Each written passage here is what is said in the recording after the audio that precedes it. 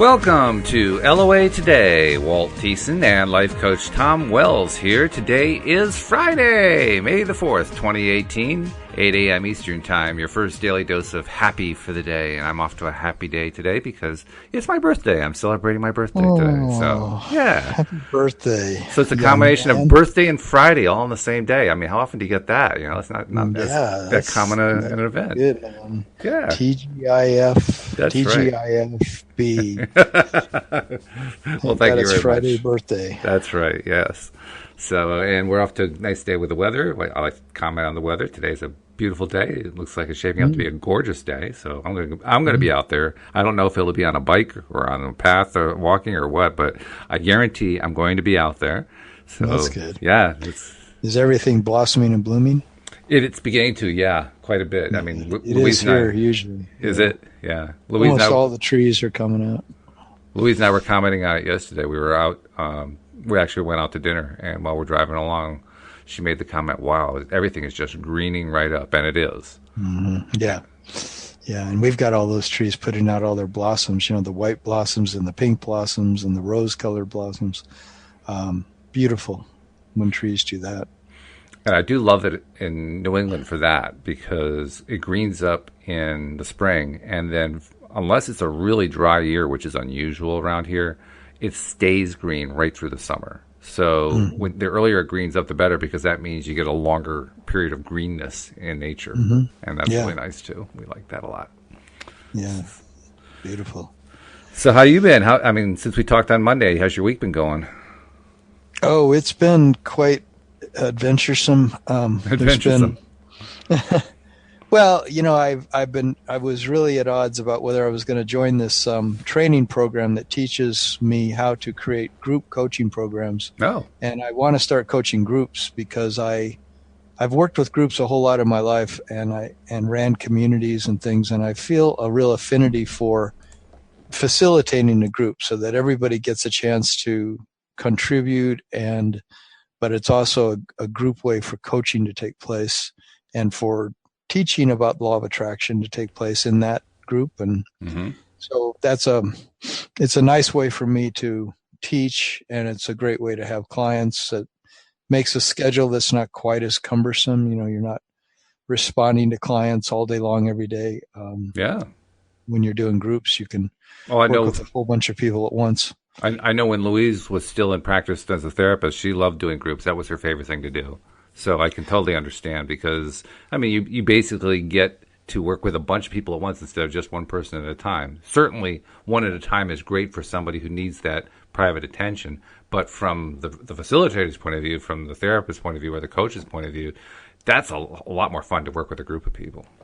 Yeah, I just like being in groups. I like interacting with a number of people, and it's a little bit more lighthearted often than the heaviness that can happen one-on-one when people are really struggling with their problem. Right. Which happens to be the topic of today's. It is, yes. I wonder if one influenced the other, but yeah, we're talking about basically the feel-good side or the feel-bad side, and which is it going to be? That's really what it boils down to. But that's not quite the... It kind of comes down to that, but it's a little broader discussion. It is. I think pretty broad discussion that you could probably have for weeks on end on this topic. Well, you'll probably do a better job introducing it than I did. So why don't you go ahead, tell us what it's about. Well, okay, and we didn't get to hear yet about how your week went, but this topic is about, you know, do you want to choose, or how is it that you deal with fear and then struggling and fighting to have what you want in your life, or against something that is threatening to you or that you want to see happen?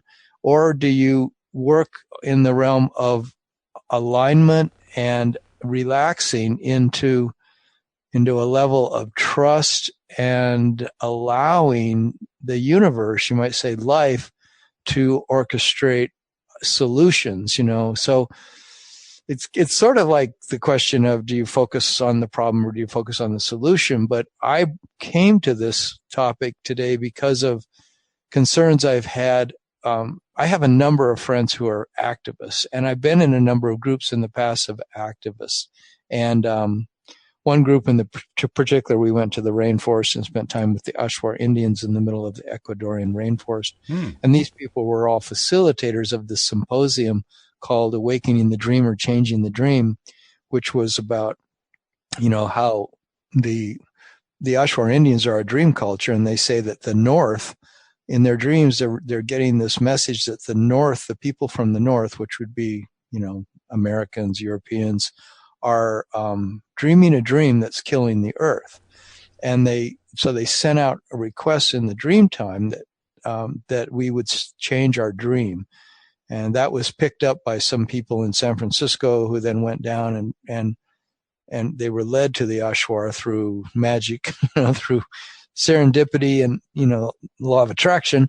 They were led to these Ashwar Indians, who then they had conferences with, and so now they've been fighting ever since against the oil companies that want to exploit the Amazon by putting in more and more oil wells throughout the whole Amazon, and then against all of the different things in the world that are, that people feel they need to fight against in order to stop the destruction of the world. And so the Awakening the Dream or Changing the Dream is about creating a new dream about how we as humans can really live in harmony with the earth in a really beautiful way. So, and how is it working out for them? I mean, do they feel like they're making progress, or do they feel like they're falling behind? It's sort of one of those ongoing struggles that a lot of struggles are, which is that we will never give up the fight kind of thing. And and there's victories, and then there's defeats, and there's victories and defeats, and that's what's going on in Ecuador. But in that particular instance, but this organization addresses, they have this symposium that I used to teach. It's like, it can be as long as 6 hours long. It usually was 3 or 4 hours long, but you team teach it with other people. And it's to basically show people that, we have all these problems, but how can we dream a new dream about us living together in cooperative communities where we take care of the earth and we take care of each other? The obvious utopian dream, you might say, of how can we live in harmony here on the earth without having to have these massive disruptions, apparent disruptions. And so today's topic was because everyone was reporting in a recent email that happened with all these people who went to the rainforest, where they were saying how they're fighting in this capacity and they're fighting in that capacity. And, there was a lot of the word fighting and struggle and the resistance efforts and the, what needs to be done to save the world, to fix the world and save the world and to save humanity. And these are all really amazing people who are all in their own ways taking a stand somewhere to fight for justice, to fight for what's right, for the environment or for people. And they don't all just use the word fight over and over again or struggle. I'm sure they're all in varying degrees of ease about it and varying degrees of resistance going on.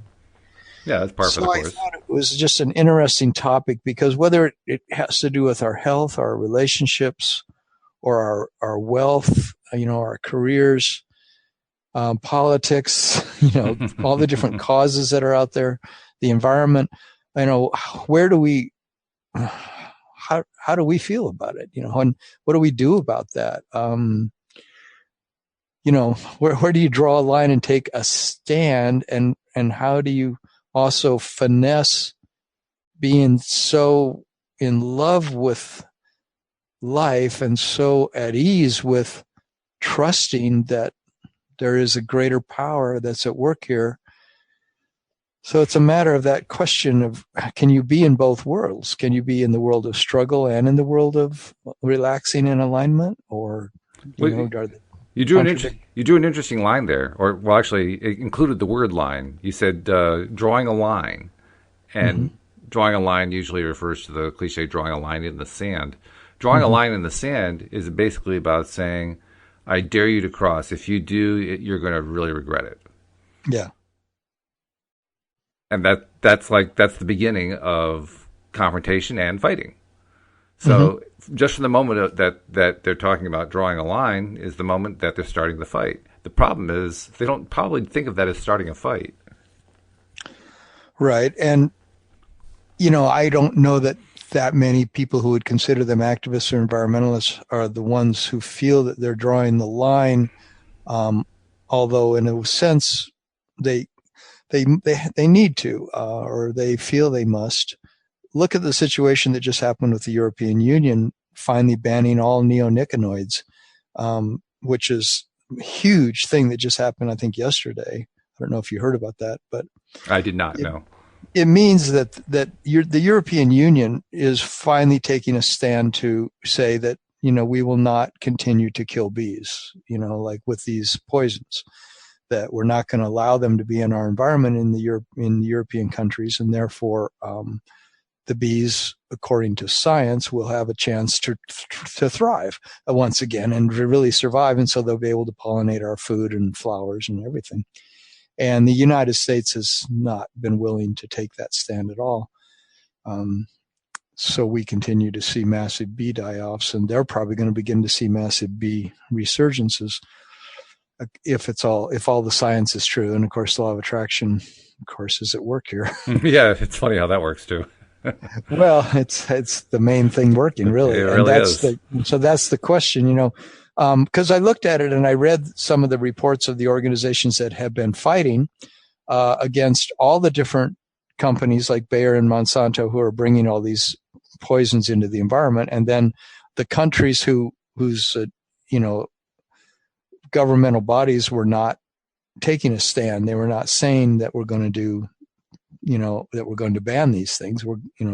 They were working with the chemical companies and allowing these things into their countries. And then one by one, this one organization, Avaz, went around and to every single governmental agency in the European Union, and for years has been fighting, struggling, doing conscious actions to get these countries to change their stance, and has finally succeeded.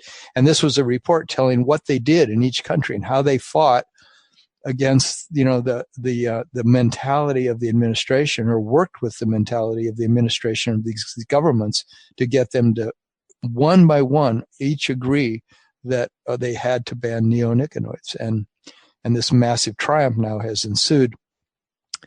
So it brought me back again to that question of, like, all my friends who went to the rainforest with me and worked in that organization to change the dream, and then all this work being done all around the world constantly for all these different causes, like to save the bees. And there's always this question for me of, okay, so where do I decide to draw a line, or to say, I'm going to take a stand and say no to somebody or to some others, to say, no, you can't do that. I'm sorry, you can't do that. And then to focus on the solution. So where are you? I mean, you described this as being, well, where are you thinking about it is what I'm asking. You described how you are personally processing this, and how you're trying to decide, okay, where do I stand in this? What's my what position do I take in this? Because you feel like that you have two different worlds pulling you in two different directions, so to speak. I see my friends and these kind of people who are doing this work as activists. I see them taking stands and saying there's no other way but to take a definite stand and go for what you believe in, and let others know it's not okay to do things that destroy our water, or destroy our bees, or destroy our air, or whatever it is. And so my question is, I've decided to use law of attraction mainly for everything in my life, whether it's a health issue or a wealth issue or relationship issue or an activism issue. I want to align instead with, what does it feel like for me to be part of the solution? Mm-hmm. And what does it feel for me to not get upset and worried about something, but instead say, I'm going to go for trusting that the universe is designed in this amazing way that if I align with the same energy that causes the planets to spin, in perfect proximity to each other, and causes the seasons to turn and all these things, are there not these energies that are actually determining everything, that are different than being caught up in this struggle idea. Mm-hmm. And so I want to be an advocate for that way of thinking. And yet in doing that, I sometimes feel weird that, well, I'm not a fighter. I don't even want to think in terms of a fight. I want to think in terms of alignment with higher energy. Mm-hmm. The energy that gives me life. I want to align with that energy. And that energy is the thing that brings out every bud on every tree in the springtime. I mean, I was looking at the trees coming alive the other day and thinking, and I went up and looked really closely at a bunch of these little buds, and they're just works of wonder, amazing, beautiful. And to think that that tree is putting out 10,000 of those or however many, like at once. And every little flower is just this delicate, beautiful thing that's coming alive on that tree. And it's like, well, there's a power that's so amazing in nature. And isn't that the same power that keeps the bees alive and that causes, good to happen in the world? Is there a place to fight? I don't know, it's like, yeah. So that's the topic of today, because I felt like it is very tricky for my consciousness to wrap my head around the whole thing, and then to deal with friends who look at me like I'm a pariah. I almost feel like, because like when I told that group of people in these email exchange that I was no longer taking a stand to fight against things, boy, that put a big dose of cold water on those emails that were bouncing around all about all the good that everyone was doing by being a fighter and an activist. So, well, it's sometimes difficult to take a stand based on what you believe, where that stand is not about fighting, but rather about refusing to be somebody who pushes back, who pushes and pushes and pushes. I mean, that we know that's as students of the law of attraction and of how deliberate creation works. We know that pushing actually doesn't really work. We like to think it does sometimes as human beings, but as law of attraction students, we know that's just not the way the universe works. The universe is an attraction universe. It's not a pushing universe. So pushing isn't going to do anything that produces the kind of result that we have in mind, and it may not even do anything at all. I mean, as you were describing that, I was kind of reflecting back to my days, my own political aspect of myself from years gone by when I came from the libertarian camp. And the one lesson that I carried over, so to speak, from that experience to where I am now as a student of the law of attraction is that whenever a group of people get together and produce what seems to them to be a positive result, like this great victory in the European Union, I noted that over time, it didn't matter what the issue was, didn't matter who the group was, didn't matter what the nature of the victory was, just that they saw it as a victory. Over time, those victories almost universally turned out not to be the victories that they thought they were. And I'm not saying that I know what's going to happen in this case. I have no idea what's going to happen in this case. I just know I kept seeing that pattern over and over and over and over and over again, repeatedly throughout history. So for me, that was one of the ways that made it easy for me to adopt the idea that pushing doesn't really help, just by my understanding of how the political process tends to work. That doesn't help you at all. I just throw that out there to say that that's how I'm looking at it. But you're in a different case. You're in a different space because you were part of that activist community. So that's I could see how that's a kind of difficult place to be in. And when you're in that place, you want to maintain your friendships. You want to maintain, the happiness with them and so forth. The only thing I can think of that comes to the top of my head here is something that came up in a different context. I think it was in yesterday's show with Wendy. I may be wrong about that, but we were talking about how the most important thing we ever really can do is, rather than trying to make someone behave a certain way, we're always better off if we simply provide ourselves as a model. I think it was with Wendy. We were talking about a section from the book, The Law of Attraction, The Basics of the Teachings of Abraham. And that particular section was about something like, how do you, when is it a good idea to try to convince somebody else about how the law of attraction works? That's not what the topic was, but it was that kind of a general idea.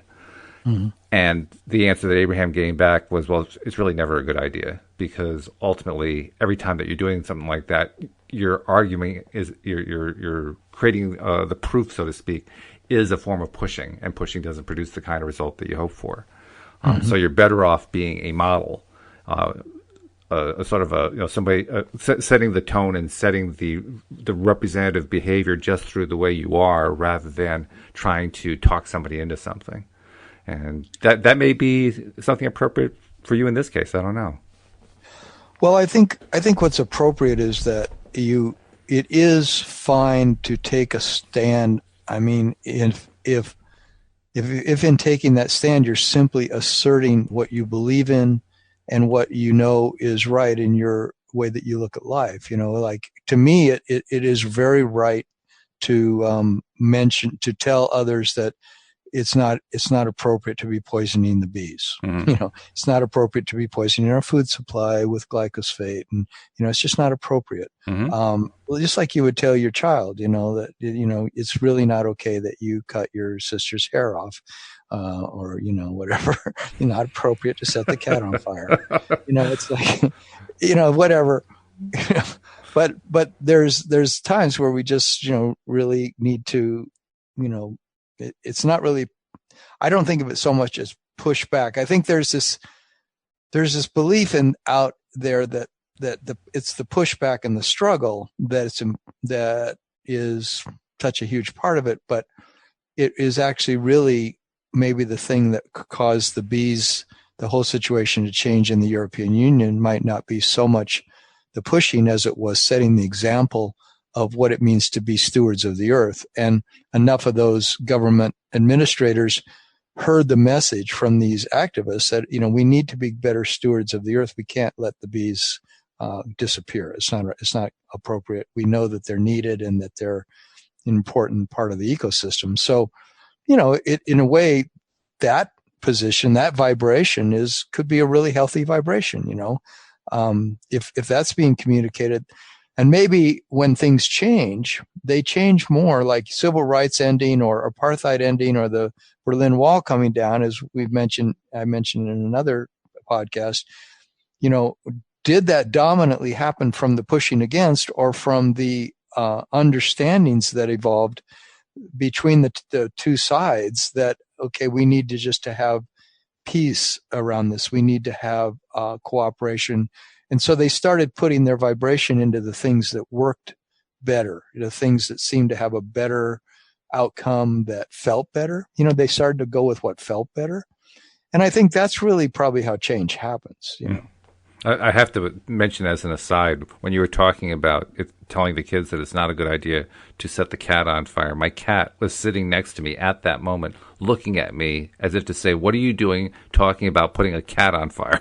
Okay, well, cat's got the right. It's got the right. We shouldn't use those words. It was meant as a humorous thing, but it isn't funny at all. Not from her point of view, it isn't. No, it's not funny.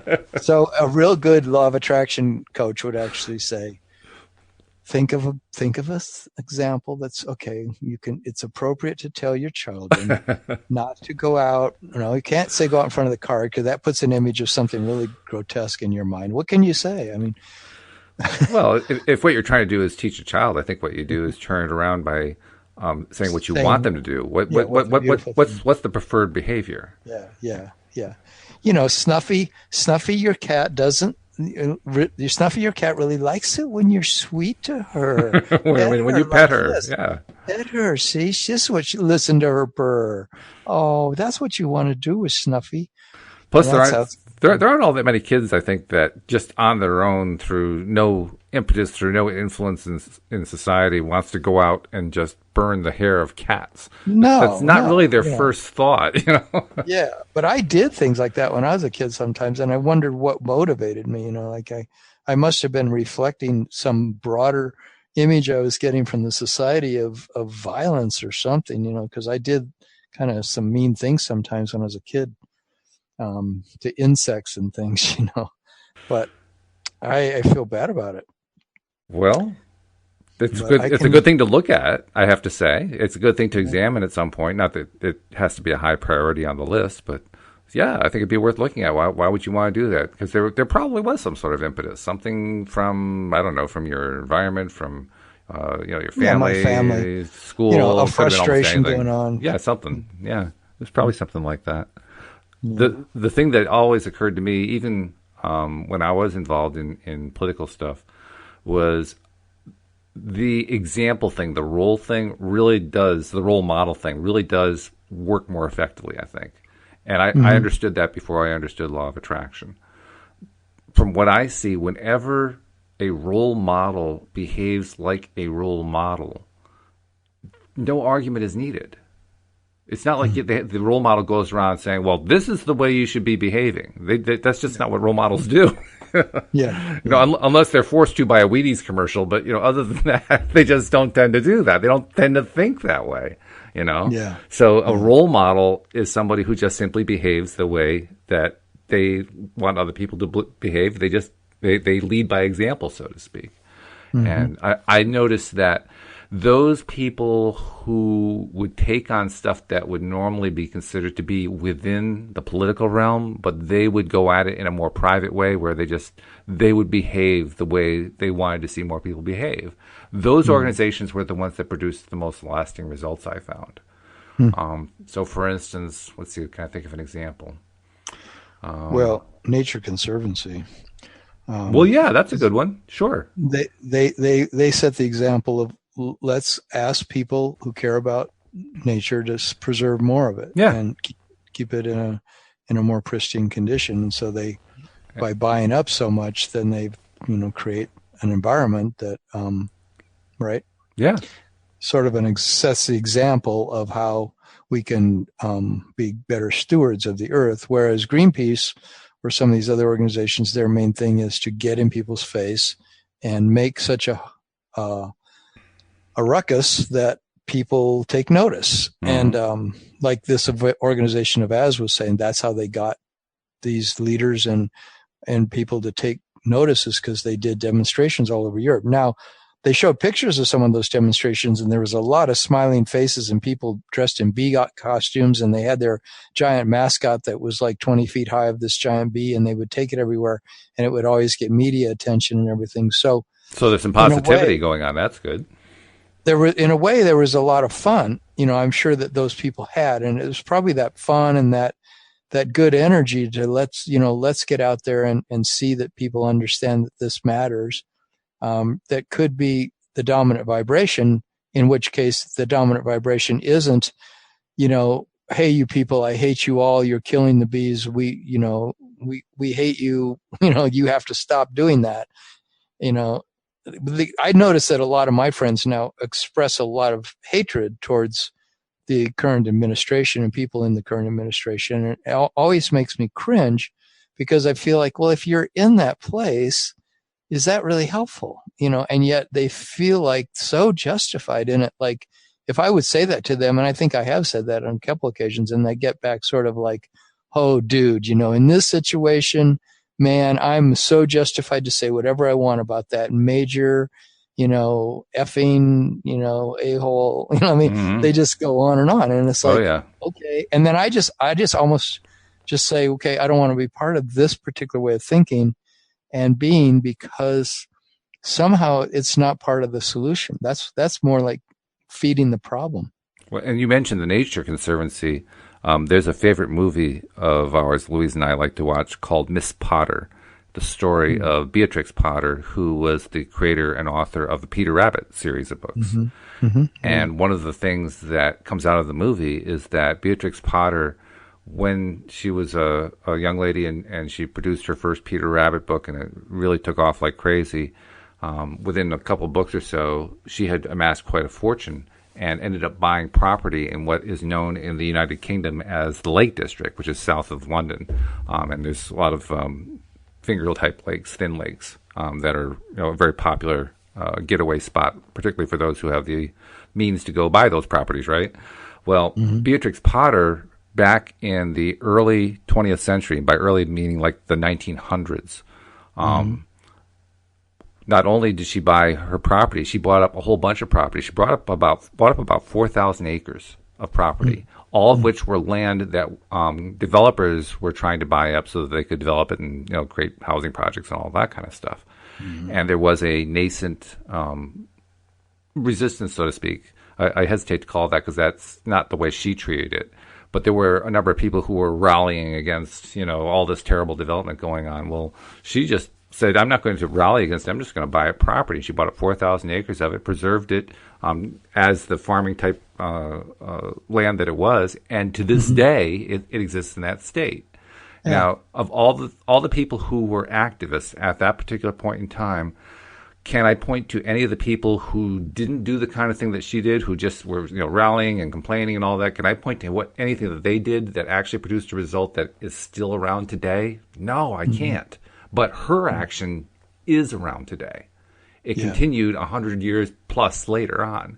So for me, that is the evidence that I need that says it's setting the role model, it's setting the example that's much more effective than all the fish shaking in the world. Mm-hmm. I'm sure that we could probably, in very short order, find a whole bunch of people who would like to argue otherwise in terms of, that really all these people who fight for causes do something of great value, and that they do play a really important role, and that you can't argue against that. And you just did argue against it, and I understand what you're saying. Well, actually, I'm not even trying to argue against it. I'm trying to demonstrate. I'm trying to demonstrate what works.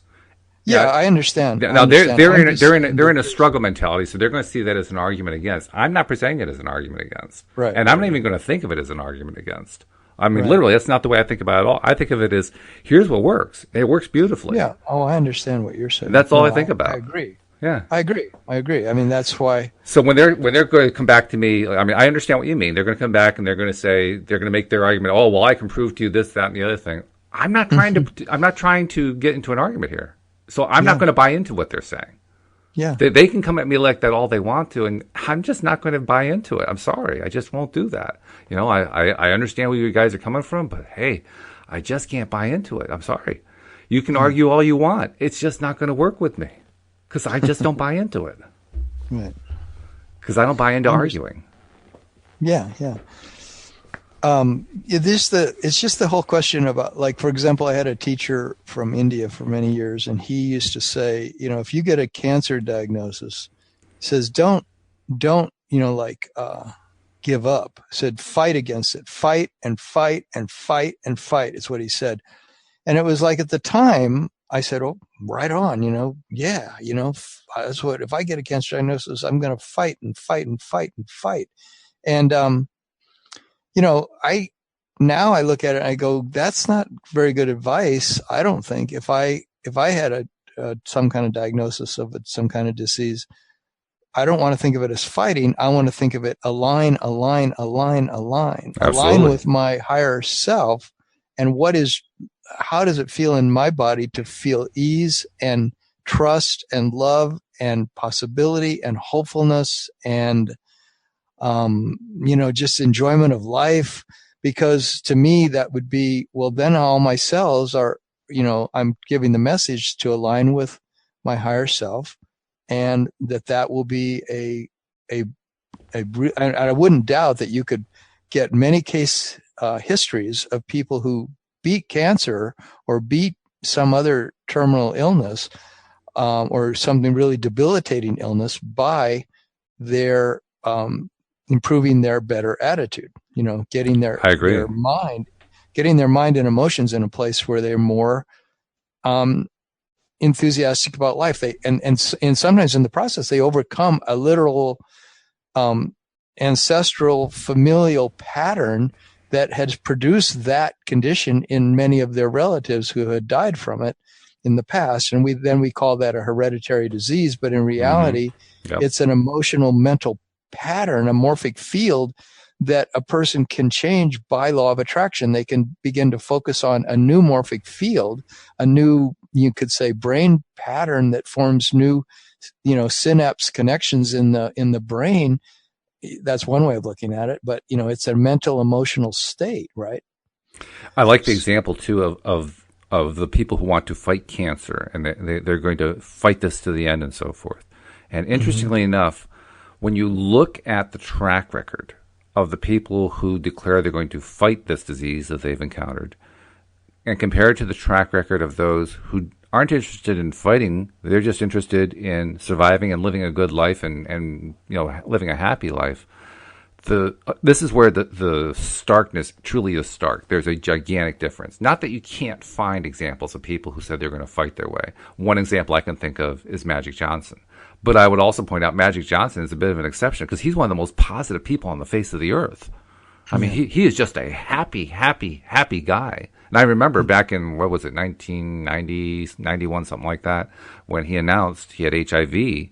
And all the reporters were saying they thought they were going to watch this one magnificent athlete shrivel up and die in front of them.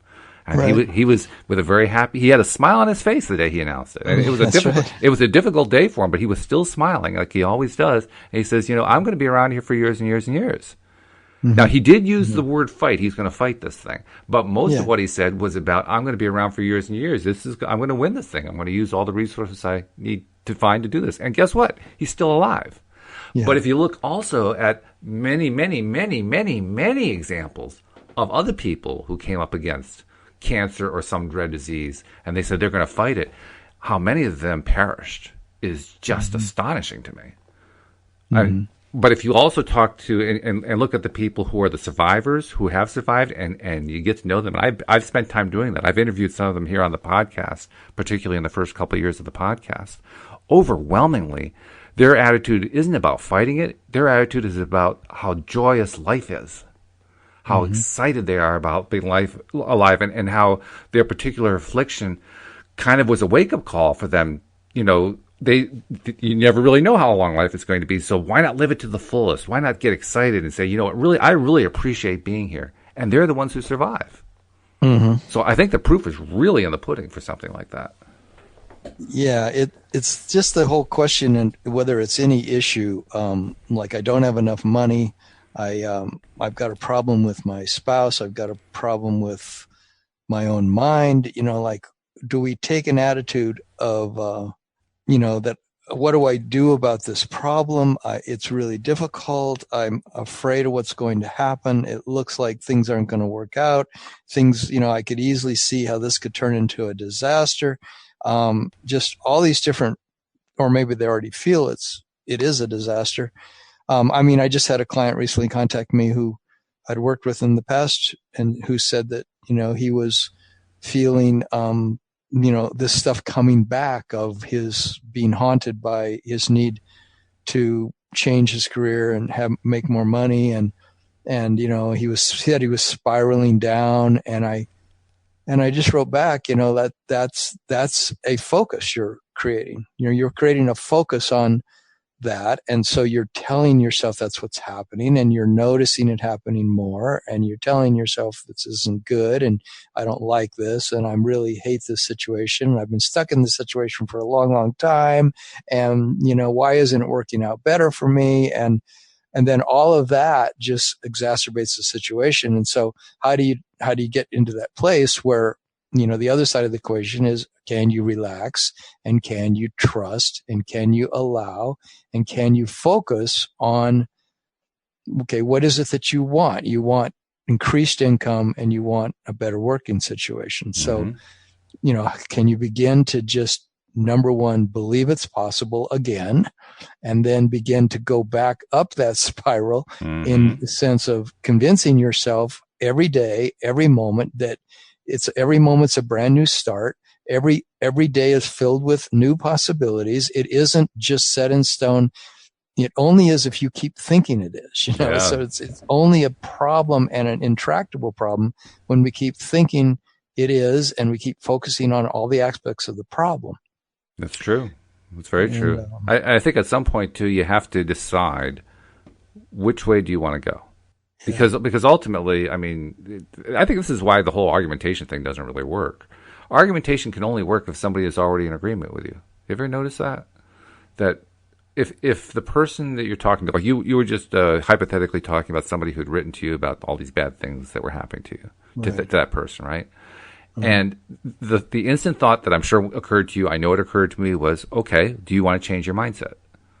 Yeah. It sounds to me like you don't want to, hypothetical person. When you're writing to me all this stuff, you're basically telling me all the reasons why you don't want to change your mindset. Now, you tried to say to him, well, you can't change your mindset.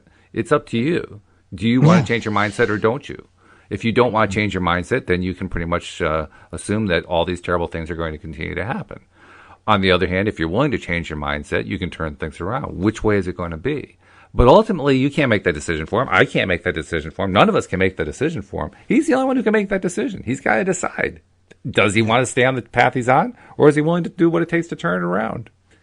Yeah, and that's where, in a coaching situation, it's so important that the person, whether they're coaching themselves or working with a coach or a psychotherapist or whatever, that they find, what lights them up, what would be the difference between them finally giving up a pattern of fear, because I noticed that in my life, when I start to look at situations in my life that I feel are threatening, it's just how much can I not feed the fear and how much can I feed the hope?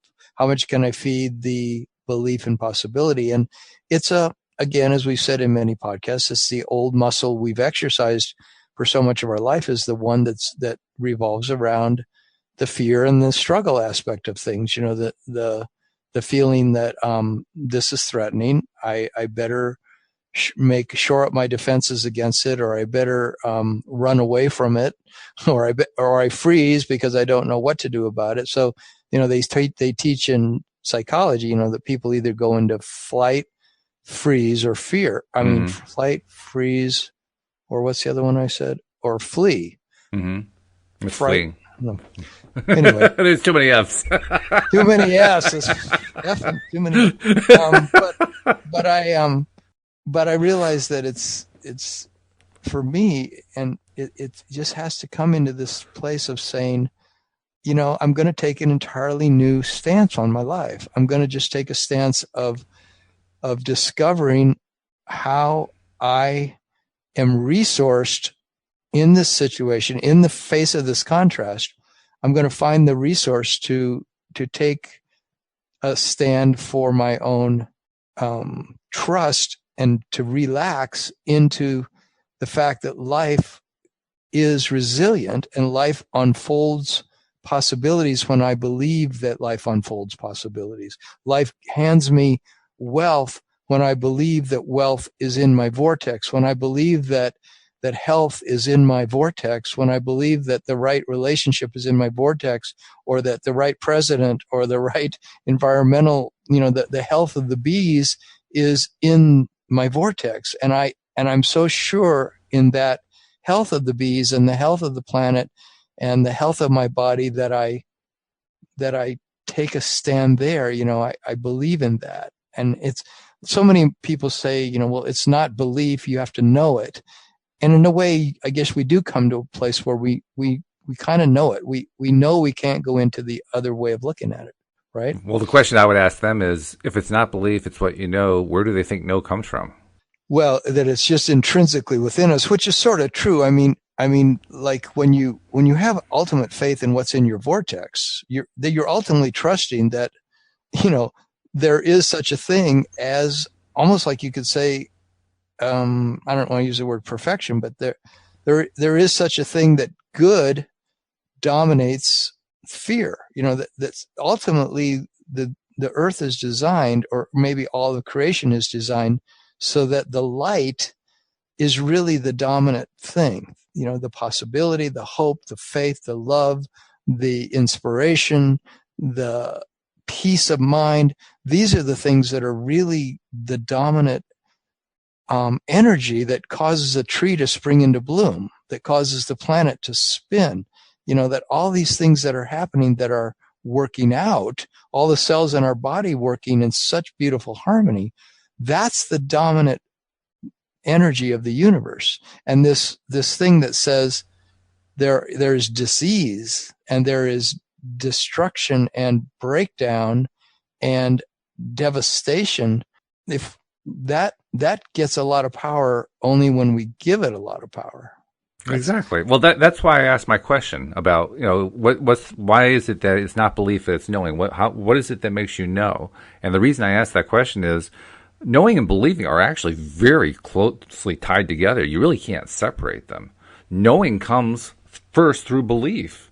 You establish the belief, and the evidence accumulates to the point where you say, well, yeah, I know. Yeah. It doesn't just sprout out of nothingness and say, here it is, it's a thing to know. It's not the way stuff works. Yeah. So Well, really, I the guess two are very, very closely entwined. And anyone who I says, well, think it's not they about, are. yeah. I mean, anyone I who says just feel otherwise, like I'm wondering where they're coming from, because that's why I asked my question. If they really believe that want and belief are not connected, then where does knowing come from? I don't know if I can't, you don't even know who I'm really talking for here. It's probably my own Well, it could question be, yeah. that I'm just reflecting, which is, then it shows up in other people speaking to me, but there is a bodily knowing, and a lot of people in the therapy world today talk about, in your body, in your intuition, you're in your heart, these things. You don't need to have a belief in your head. There's a feeling in you of what congruity feels like, of what harmony feels like, of what Hmm. peace feels like, of Yeah. what, and that's a knowing that's in your body. And a lot of therapy, ask a person to tap into that. They say, drop into your body, drop into your heart, and feel what feels good to you in this situation, and then do what feels good to you. And that's where it's different than believing. It's feeling your way, and Abraham talks about that a lot. And a lot of people in the whole world of self, personal growth talk about, you only really get the true changes in your life by feeling your way into those changes and feeling what. Well, I understand what they're saying. I think they're actually kind of missing the boat a little bit. And the Mhm. reason I say that is I don't know of any feelings that exist without an associated thought. Mhm. There's always a thought associated with a feeling. I Yeah, can't ever yeah, think of a situation where there was not a thought involved. Well, yeah. thoughts are where beliefs come from. Mhm. Abraham teaches it very clearly. A belief is a thought you keep thinking over and over again. Yeah. So it's really not possible to have a feeling that is not tied to a belief. It's not possible to have a feeling that is not tied to a thought. Yeah. They really are inseparable. And those who are saying, Mhm. well, you just have to feel their way, it doesn't matter about belief or thought or anything like that, they're kind of missing the boat, because the only way you can feel is through a thought or a belief process. Yeah, I've heard it said both ways and by many different people. And I know Abraham often, they were asked, well, how can a little baby have a thought? The baby just has it's what it's feeling. And then Abraham said, no. You're not giving enough credit to the baby if you're saying that. That's what Abraham said. They said, Yeah. no, we all actually have this. You could call it a mental function, but it's whatever thinking is. Thinking is a very interesting thing when you think about That's true. It's also funny. it. Well, right? I mean, it's like, what is it? It's like this constant dialogue in a sense that's going on, and yet it is totally associated with knowing. It's totally associated with feeling. You can have a thought and immediately can generate a feeling. You can change your thought and you can change your feeling. Um, I used to say, when I was going through my major life change from my dark night of the soul into getting really tremendously happy again, I used to say, I'm choosing to feel good, and I'm just choosing that feeling as much as I can throughout my entire day. And I still have that as a bottom line in my life, but it's, how do you choose to feel good? Um, and I sort of think well, I just do it. I somehow have just made the decision that I'm going to feel good, and therefore anything that comes up, I don't buy into it if it takes me into feeling bad. I mean, not that I don't, I do sometimes, but you know what I'm saying? Is that a thought, or is it just a choice to be in a feeling place? And of course, there's thoughts associated with that.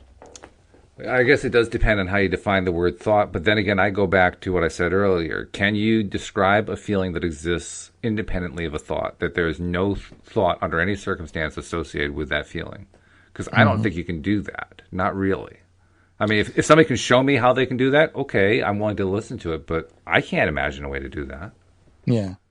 Well, I know people who go into ecstatic states, and in those ecstatic states, they say, there is no thought. I'm completely being run by the chi that's flowing in my body. This life force is what I'm experiencing, and it isn't a thinking event. It's a life force experience, you know. And when they come out of that experience and they're describing it, do they associate their experience in any way with thoughts? Because if they do, then the association is there. Even if they weren't making the association at the time, the association still exists. Yeah. That's the problem with that position. They claim no. Here's what's happening. Here's what's happening. The person who's taking that position, who's saying, it's just happening to me, they're basically saying, I am, in kind of a nice way, a victim of it. It is outside of my control. I have no input into it whatsoever. And the thing that I think is misleading about that is, well, where's it coming from? You say it's your chi. Well, law of attraction people would say it's your inner being. There's really not a whole lot of difference there. It's your life force. No. Right. Okay, well, if it's coming from your life force, then guess what? It's coming from you. If it's coming from you, then yes, your thoughts do matter. So they're saying, well, I'm not actually thinking anything at the time. Well, actually, your inner being is thinking something. That's where you're getting the message from. Yeah, you could say it that way. I mean, Abraham talks about, like how important it is to do meditation. And I notice they increasingly talk about how important it is to do meditation. And the reason they say, I've listened to this many, many times, is they say, you need to get to the place where you slow your thoughts down to where they've even said, I think I've noticed this, where your thoughts stop, where they no longer exist. And when you're in that place, then you can really feel what it feels like to be in alignment with your higher source self. Mm-hmm. Yeah. And so, there's many yogis and mystics and people who would say, I believe that, and seems like I've heard this a lot of times, that there is this state beyond thought. I mean, the teacher I had for 40 years in meditation used to say, your thoughts never stop. You just get to the place where you don't put your focus on them. I think perhaps what we're talking about here is the difference between physical thought and inner being thought. Yeah, sure, you don't have to be having a physical thought at the time. I've experienced that too. We've experienced it here on the podcast, where stuff just kind of comes to us, and we're basically, stuff's coming out of our mouths, and we're wondering where is it going to go, right? Yeah, that's what this is. Yeah, well, that happens a lot. Does that mean that there's no thought with it? No, there's definitely thought with it. It's just that I haven't physically thought it through, but my inner being is thinking it. That's where the message is coming from. Well, that's a real important distinction right there. Your inner being is thinking it, and that's where you could say, well, the yogi went into samadhi and he reached enlightenment. Well, you could also say his inner being thought himself into the state of who he really is, his real self, and his real self is thought. I mean, if you say, well, what is it when I die? What goes on and what came into this body when I came here? You could argue, well, it's thought. It's you could call it chi, you could call it kundalini, you could call it soul, you could call it breath, or whatever, spirit, but what is it? You could say it is the thought of God, it's the thought of the infinite. It's the thought, right? Yeah, so if they're going to insist that when they're in that enlightened state, that heightened state, that they're not having any thoughts, what they're really saying is, I am in some sense divorced from my inner being because I don't want to be associated with those thoughts that I have in some way had. I don't want to say I had that thought, and so therefore I'm not really including my inner being as part of who I am. Yeah. Well, there's a lot of people say there's no I, but that's a whole other discussion. I mean, this person that I've spent a lot of time with, she's constantly saying there is no I, and it's sort of a playground for me to talk with her in, when it's appropriate, is because it's like, okay, who's saying there's no I, Yeah. I mean, if there's no I, there's no who. And then I just heard you say I 8 times, I mean, it's sort of like, is it an intellectual distinction that she's making in her head, or is she really experiencing there's no I? And if so, what's that like? I'd like to know, because that's supposedly the enlightened state, according to many spiritual traditions, is when there is no ego any longer. You're in this place where you just are source energy. You are source, and I certainly aspire to know more and more how I can just be this source energy, Yeah, I think they're actually denying a portion of what they're touting. They're touting being this place of source energy, and they're trying to treat that source energy as if it is not thought. They're trying to pretend that source energy is not thought based. It is thought based. Everything we know about it is thought based. But they're trying to pretend no. There's not actual thought going on there. It's just pure energy. That's all it is. They're divorcing themselves from it in a sense. I don't know. When people have these near-death experiences or an experience on a amazing like DMT or ayahuasca or psilocybin or peyote, is that a thought experience?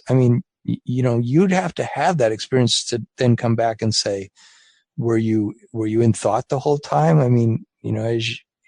And of course I've had some of those experiences, not very many, but I would say I was in thought the whole time. Well, I can see how somebody would come through an experience like that and come to the conclusion that they were not in thought. I can understand that. I had my own experimental thing with drugs, so I have some sense of what that's like. But by the same token, I still think what they're doing is they're trying to justify an experience in terms of them not being in it. Because, like you said, there is no I in their view. There's no ego that's involved. So that means they aren't really there. Why would they want to do that? I think it's actually a way of, what are drugs for? Drugs mainly are for numbing pain. Any drug, no matter what it is, even a psychocylic type thing, a psychotropic type drug is a drug that ultimately numbs pain. It takes pain away, and in the process, they have this what they feel is a cool experience. But it's still, the root of it is the numbing pain. That's why people take drugs. They want to numb some pain from their current reality. Almost any therapist will tell you that. They're trying to numb pain. A lot of people do those kind of things because they want to explore other realms. Well, sure. One doesn't preclude the other, but the one is always at the root of it. You don't ever run into somebody who wants to explore one of those realms who isn't also interested in numbing pain.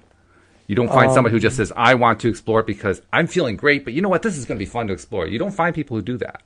Oh, I don't agree with that. No? I never ran into anyone in my life where I was involved with any kind of drug culture where at the root of it they weren't trying to numb pain. They may have even tried to perhaps say they were, but you could just tell from what's going on in their lives, they had large amounts of pain. Even if they were denying it, it was still there.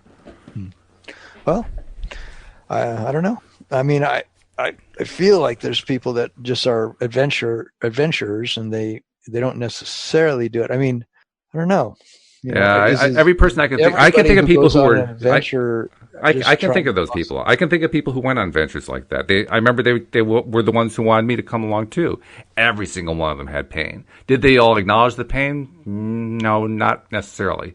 But I knew for sure every one of them had pain going on. It was really clear to me. It may not have been clear to themselves, but it was definitely clear to an outsider. Yeah, well, I definitely know a lot of people who do a lot of that kind of stuff who are in tremendous pain and they're using it as their psychotherapy. Yeah. Oh, yeah, sure. Yeah. And it's been touted as that you get more of one journey on ayahuasca than you do out of a year's worth of psychotherapy, or 10 years worth. Some people have said, because of course talking psychotherapy can go on for a long, long time. And this is true. Necessarily produce changes that can happen in one. Exactly true. Yeah, very true. Yeah. I see we're out of time. We are out of time. Unfortunately, this has been a good discussion. Maybe we pick it up again and talk about it on Monday, or we pick up a new topic. I don't know. But anyway, thanks for bringing it up. It's been very worth exploring. Yeah, it has. And before we leave, how does somebody reach out to you if they want to have a little more personal exploration? I offer a free coaching session of an hour if anyone wants one, and they can go to my website, which is youarejoy.com, youarejoy.com. All right. And sign up there for a free session. All right. Sounds good. Tom, it's been a pleasure. Let's talk again on Monday. Okay. Let's do it. All right. And we'll invite you all back next time here on LOA Today. Goodbye, everybody.